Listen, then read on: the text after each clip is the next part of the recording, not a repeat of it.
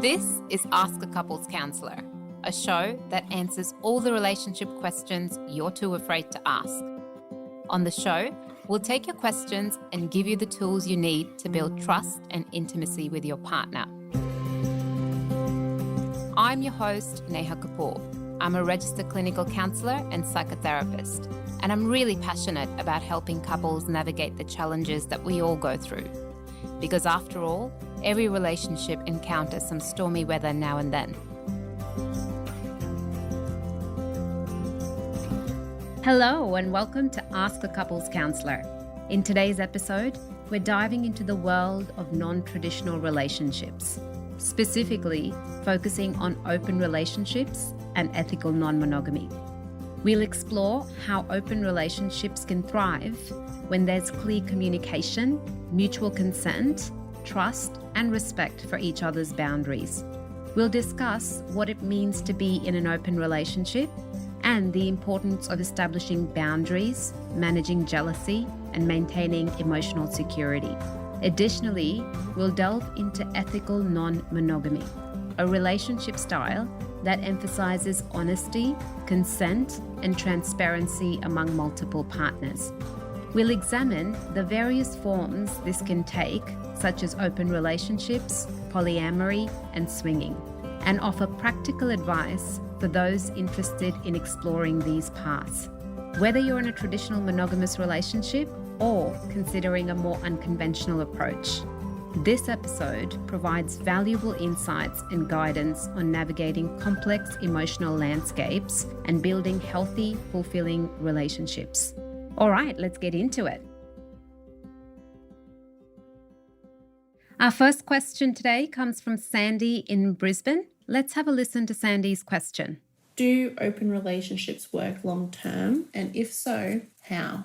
I love this question, Sandy, because it opens up a fascinating discussion on the dynamics of trust, communication, and boundaries in relationships.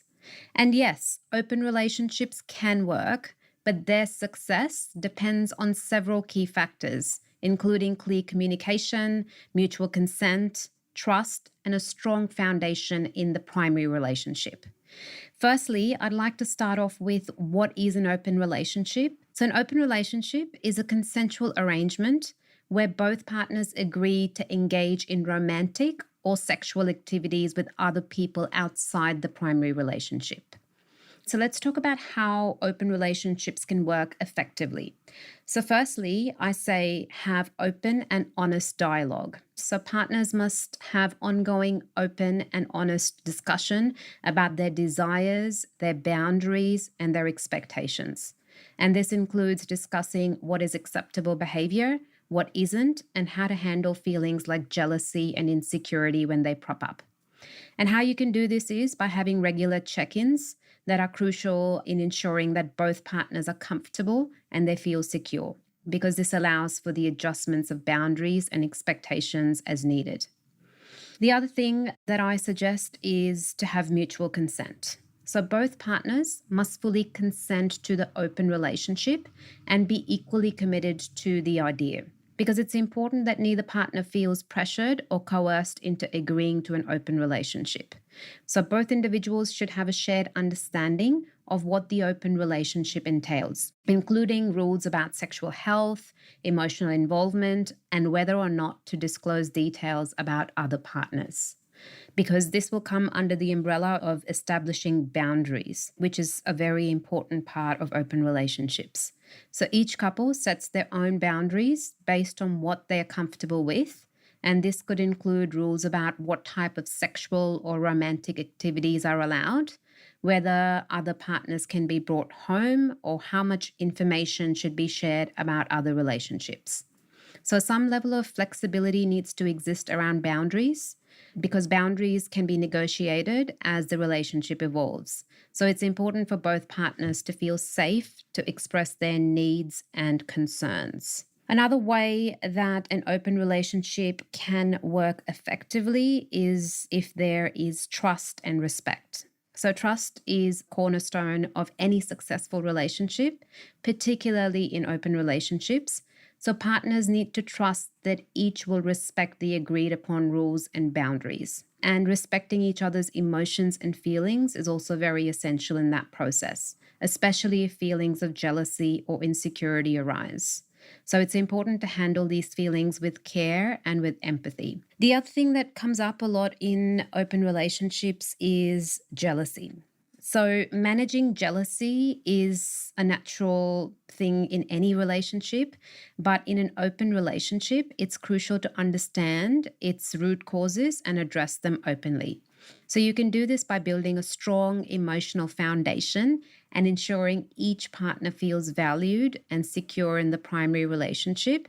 And this can help manage feelings of jealousy. So, reassuring each other would be really helpful.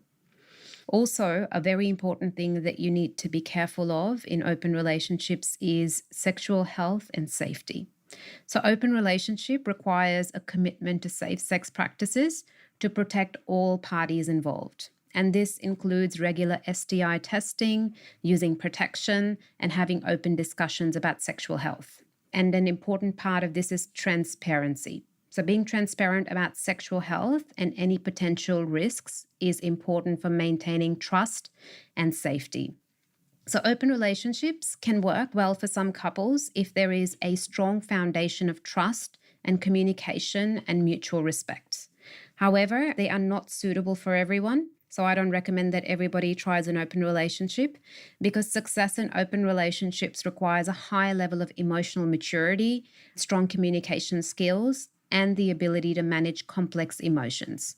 So, it's important for both partners to be on the same page and fully committed to making the arrangement work.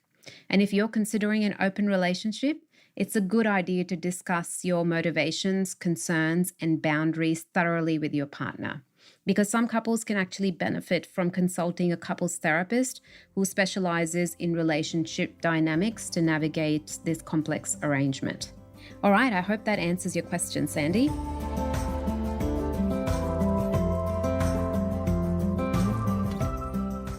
Let's get into our second question for today, which comes from Nick. And let's have a listen to Nick's question.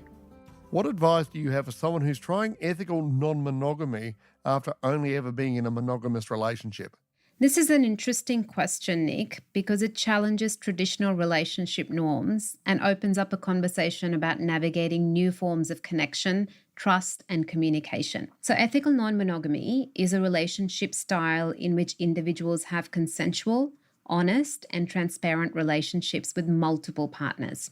So, unlike traditional monogamy, where a person is committed to a single partner exclusively, ethical non monogamy allows for romantic or sexual connections with more than one person, with the full knowledge and consent of everyone involved. So, basically, the key components of ethical non monogamy are ethics, consent, honesty, and communication. And all parties involved are aware of and agree to the non-monogamous arrangement, right? So there's full transparency, and the transparency involves openly discussing one's other relationships, sexual health, and any changes in feelings or needs. And it ensures that all partners are on the same page and can make informed decisions. So there's also different types of ethical non-monogamy, which I'd like to point out. The first one being open relationships. So in this type of a relationship, partners agree to engage in sexual activities with other people outside their primary relationship, but they may keep romantic exclusivity within the primary relationship. The second type is polyamory. Now, this one involves having multiple romantic relationships simultaneously, but with the knowledge and consent of all parties. So, polyamorous relationships can take various forms, including hierarchical forms with primary and secondary partners, and non hierarchical forms where all partners are considered equal. The third one is swinging. So, couples who engage in sexual activities with other people, often in a social or party setting without romantic involvement. And swinging typically focuses on recreational sex rather than any emotional connections. And then there's also relationship anarchy, which rejects traditional relationship rules and hierarchies, advocating for relationships based on mutual respect, autonomy, and negotiated agreements rather than social expectations. Then there's also something called monogamish, which is a primarily monogamous relationship that allows for occasional sexual activity with others, often with specific rules or boundaries. And lastly, there's solo polyamory. So these are individuals who maintain multiple romantic or sexual relationships without a primary or central relationship. And this approach emphasizes personal autonomy and independence. Now, ethical non-monogamy, it can be a fulfilling relationship style for those who prioritize openness, honesty, and consent. However, it does require strong communication skills, emotional maturity, and a commitment to ethical behavior to navigate the complexities that come with maintaining multiple relationships. So I would say that if you're exploring ethical non-monogamy, after only having been in a monogamous relationship, it's important to approach this transition with thoughtfulness, open-mindedness, and care. And my advice would be to start with educating yourself. So I would say learn about ethical non-monogamy, and you can do this by reading books, articles, and other resources about ethical non-monogamy to understand the different forms it can take, like polyamory, open relationships, and relationship anarchy. Try and familiarize yourself with the terms, concepts, and philosophies behind ethical non-monogamy. So know that ethical non-monogamy is not just about having multiple partners. It's about having open, honest, and consensual relationships where everyone's feelings and boundaries are respected. And the other thing that you can do is to try and reflect on your own motivations. So take the time to reflect on why you're interested in exploring E&M. And are you seeking more emotional or sexual variety, deeper connection or personal growth? What is it that you want? So try and understand your motivations, because this will help you to communicate them clearly to your partner or your partners. Okay, and be honest with yourself. So make sure that your desire for E&M isn't a way to avoid issues in your current or your past relationships, such as any lack of intimacy or commitment. And also communicate openly and honestly. So work with your partner to set clear boundaries that everyone feels comfortable with. And it's normal for needs and comfort levels to change over time. So be prepared for that. And prepare also for emotional challenges. So understand that feelings of jealousy or insecurity are normal, and they can arise even in non-monogamous settings. So instead of suppressing these feelings, talk about them openly and explore their root causes. And develop patience. So exercise that muscle. So practice emotional self-awareness and regulation.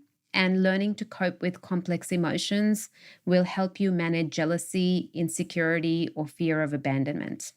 And remember, very importantly, to practice safe sex and sexual health. So ensure that everyone involved is committed to safe sex practices, including regular STI testing and using protection, and openly discussing sexual health and any potential risks.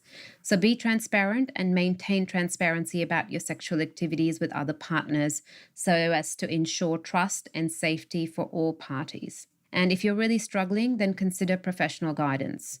And it might be helpful to consider seeing a therapist who is familiar with E&M to help you navigate any emotional or relational challenges that arise. Because remember that professional support can provide valuable tools for communication and emotional management. And if you want, you don't want to do therapy, then attend some workshops or read some books. So engage in workshops that specifically talk about non-monogamous relationships to build your understanding and skills around it. Exploring ethical non-monogamy can be a rewarding journey if approached with openness, honesty, and respect. And by clearly communicating effectively and setting clear boundaries and prioritizing emotional health, you can create fulfilling and ethical relationships that honor everyone's needs and desires. All right, that's it for today. And before I go, if you have any burning questions you want answered, send them to novoempowercounselling@gmail.com. Let's navigate this journey together, because better relationships start with understanding. I can't wait to hear from you. You've been listening to Ask a Couples Counsellor, a show that answers all the relationship questions you're too afraid to ask. This show is produced by novoempowercounselling. We provide a range of services, including couples counselling, individual counselling, and online counselling. To find out more, visit our website novoempowercounselling.com.au. This show was produced with strategy and production support from Wavelength Creative. To make sure you don't miss an episode of Ask a Couples Counsellor, be sure to subscribe to or follow the show in your podcast app. And while you're there, I'd love it if you could leave me a 5-star review. It really helps others find the show. I'm your host, Neha Kapoor, and I'll see you in the next episode.